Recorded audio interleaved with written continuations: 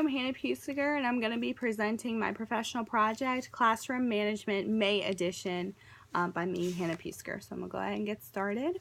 So what is May Edition? I wanted to quickly explain that. I'm sure a lot of people have done their professional project on classroom motivation, but mine in particular really stresses and focuses on how to manage a classroom of kids who are ready to get out. So many teachers in May are very stressed and are just trying to get through the trenches alive. And by saying that, what I mean is testing's already over. We're really wrapping up the school year. We're just trying to get through the last 3 to 4 weeks with our kids, and our kids are more likely to be a lot more hectic because they're ready to get out. They know that summer's coming, they're anticipating it, so that is added stress upon the teachers, because if you have a classroom of kids who have multiple behavior problems, we see kids who have never had any struggles all year all of a sudden start struggling with behavior. We see kids who have struggled all year struggle even more, and it really is a difficult time of year for teachers. So I really wanted to provide a presentation for teachers on how to handle it, because it's a different kind of management. We normally see in the beginning of the year a little bit more positive behavior, but as we get to the end or close to a break, it really begins to get bad. So I wanted to provide a presentation that was really tailored towards that. So I'm going to go ahead and get started. So like I said, the purpose of this presentation is to inform about 3 key areas of classroom management. Like I said, these are all geared towards those last 3 to 4 weeks. We're at the last resort. We're at the end of our rope. We're just trying to get through the day. So the first one is positive reinforcement. The second is consistency. And the third is extrinsic rewards. And like I said before, these techniques are best utilized for the teacher at the end of the school year to regain control of an excited class. And that's really the point of this whole presentation, is how do I handle my class if I feel I'm out of control? You're not out of control. No teacher ever is. So these 3 key terms are really important to trying to regain that structure and to get the reins back, so to speak, because towards the end of the school year, we all know it's a struggle. So I'm going to start with my first one, which is positive reinforcement. Positive reinforcement is defined as anything that occurs after a behavior that increases the likelihood that that behavior will occur. Many teachers use positive reinforcement to manage their classroom. It is a little hesitant towards, because teachers do fear, and the study does show that it provides kind of like an awards stigma with the kids. If they do something right, they automatically want to be acknowledged, and that's not what we're trying to foster here. If we've worked hard all year, we really just want to get through the day, and positive reinforcement is a great way to do that. And a quick example is if a teacher says, if you get to your seats quickly, we will have a treat before the bell ringer. And something as simple as that really rewards them for saying, hey, you're doing what you're supposed to do, I'm going to reward you for it. And it really is effective in that it helps the students who are defiant most of all, because those students really don't have any intrinsic motivation, so they resort to other ways to try and get your attention. If you reward them with something positive, it automatically exchanges their focus and they're able to be a little bit better behaved for you. So the second is consistency. Consistency is defined as conformity in the application of something, typically that which is necessary for the sake of logic, accuracy, and fairness. So consistency with students entails that both reward and punishment will be administered. And this is very important. I'm going to get into this a little bit later with implication, but when we're talking about consistency, we're not just talking about so-and-so did something right, I'm going to give them a treat. Oh, so-and-so did something right, I'm going to give them a treat. We're also talking about disciplinary action here. We're also talking about punishment, and it's very important that we keep those equal and we keep those fair. So a quick example of this is Tom misbehaves regularly, but when Tom follows even the smallest directions, he is rewarded. So we have that example. And the last one is extrinsic motivation. Extrinsic motivation is defined as behavior that is driven by external rewards such as money, fame, grades, and praise. In the classroom, students can be motivated to comply to a teacher's standards by physically being rewarded some way in return. And an example of this is Jill is misbehaving but quickly ceases the behavior because the teacher says if she stops, she will be given more recess time. Like I said, this is another behavior tactic that a lot of teachers hesitate towards, but like I said before, this is tailored towards the end of the year. We're just trying to make it through, and being extrinsically motivated is also a great way to help you if you have a substitute. And I'll get into that a little bit later, but that's our last key term for extrinsic motivation. So now we're going to talk about application. So the first one for positive reinforcement is that it will foster a positive attitude towards any teacher. Secondly is consistency.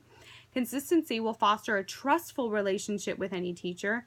And the last one is extrinsic motivation will make any student comply with the expectations given to them. So some supportive information for the first one, positive reinforcement, is that planned positive reinforcement is very effective in promoting desirable change in student behavior. And like I said before, positive reinforcement works well for defiant students. And we see a lot of defiance in the last month of school, month to month and a half almost. So it is very helpful to teachers. It's helpful for the students because it helps us all to stay on track and all of us just get through. Second is consistency. In a consistent classroom, students know from day to day how the classroom is structured and organized. If they break a pencil point, they know what to do.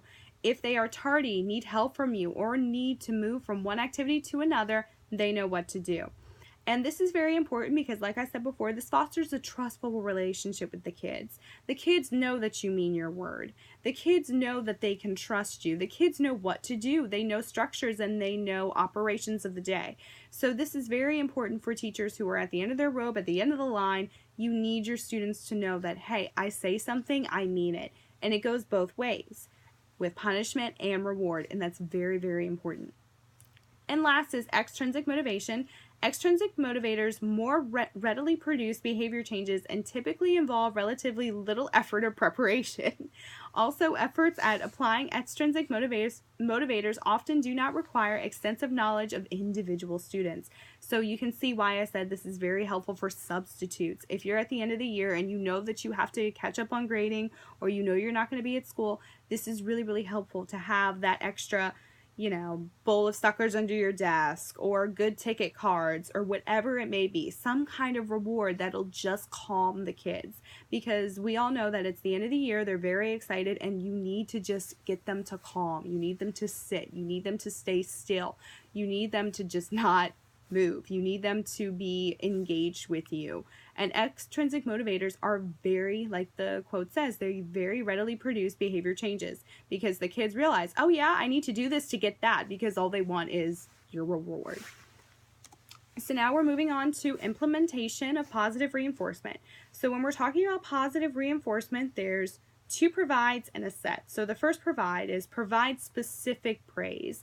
Tell the child, thank you for pushing your chair in when you left. I noticed that. I appreciate you. Provide frequent praise. Don't hesitate to ever praise a child, no matter who it is. Even if it's something very, very small. Such small gestures really do make a powerful difference. So we want to make sure that when we're giving this praise, we're giving it specifically, we're giving it frequently, and finally, we need to set a good example ourselves.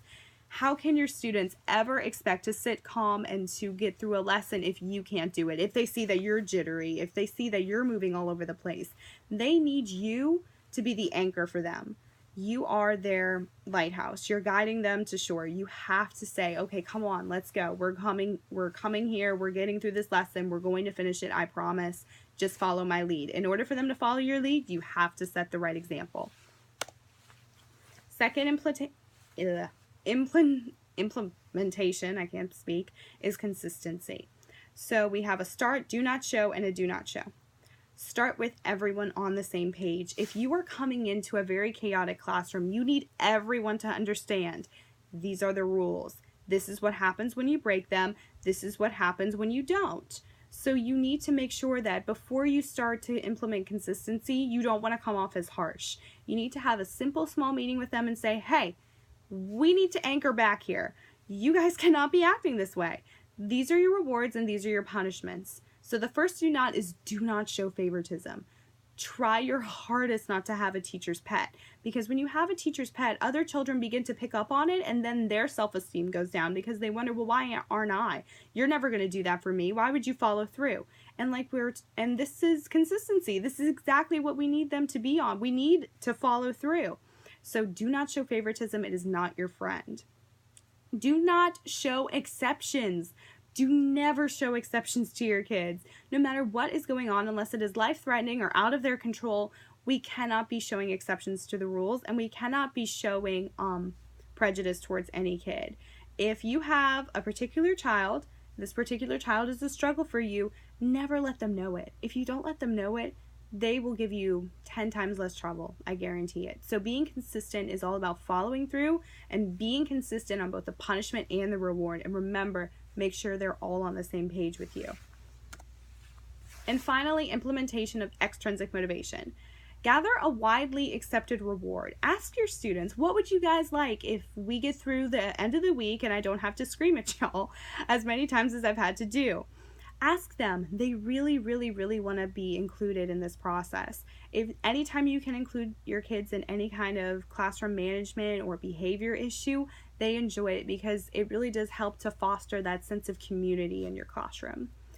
Second is to excite your students. Constantly talk about it. Bring it up every now and again. If it's a huge motivation, whether it's pizza, whether it's cookies, whether it's some kind of prize box, keep it going. Don't let them forget that it's there. Don't ever let them forget that it's there. If that's the only thing that's saving your class, make sure to excite them about it. And finally, remind your students. Like I said before, this is something that they can see, something that they can touch, and remind them that it's there. Remind them that it's waiting for them, and that if they want to get it, they have to earn it. Make sure they earn it. So, yeah, that's it for extrinsic motivation. Finally, my closure. So this presentation is really geared towards teachers who are in the trenches. They are just trying to get through the day. They're having multiple behavior problems. They don't know what to do. Remember, PEC, positive reinforcement, consistency, extrinsic motivators.